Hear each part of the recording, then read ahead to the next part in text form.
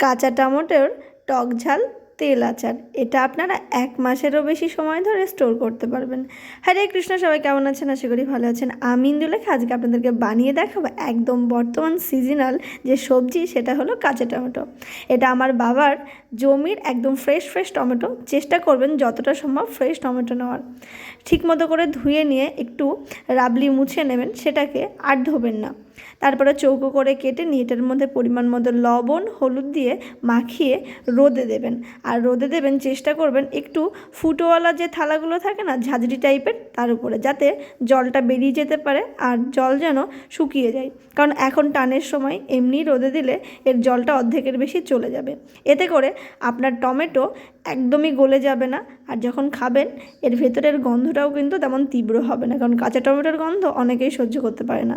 তো সকালে রোদে দিয়েছিলাম, বিকেলে তুলে নিলাম। এরপরে চলুন আসল প্রসেসিংয়ে যাই।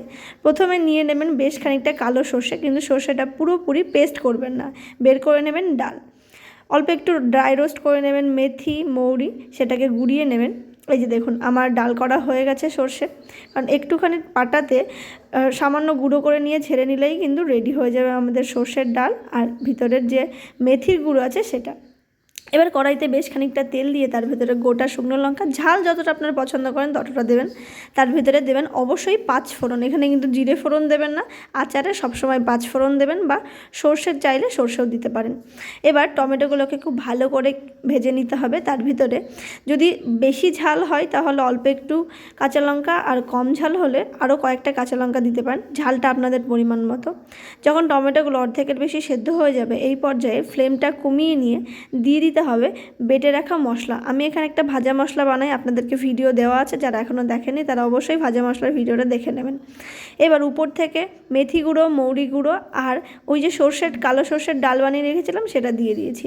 সেটা ভালো মতো ভাজা হয়ে গেলে দিয়ে দেবো বেশ খানিকটা নয়, অল্প একটু গুড়। অবশ্যই গুড় ইউজ করবেন, চিনি দিলে কিন্তু আচার বেশি দিন লং লাস্টিং হবে না। এবার এটাকে হালকা ফ্লেমে 2-4 মিনিট নেড়ে চেড়ে এটার মধ্যে দিয়ে দিতে হবে একটা গোটা লেবু। আপনারা চাইলে এখানে ভিনিগারও ইউজ করতে পারেন। ভিনিগারের বদলে লেবুর ফ্লেভারটা আমার পছন্দ, সেই কারণে আমি এখানে লেবু ইউজ করেছি।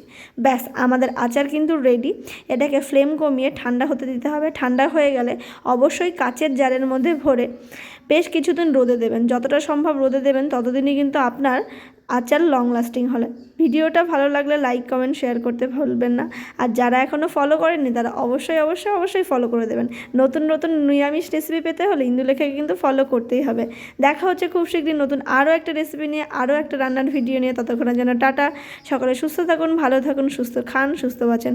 হরি বল। আর এইভাবেই পাশে থেকে আপনারা কিন্তু সাপোর্ট করবেন। টাটা।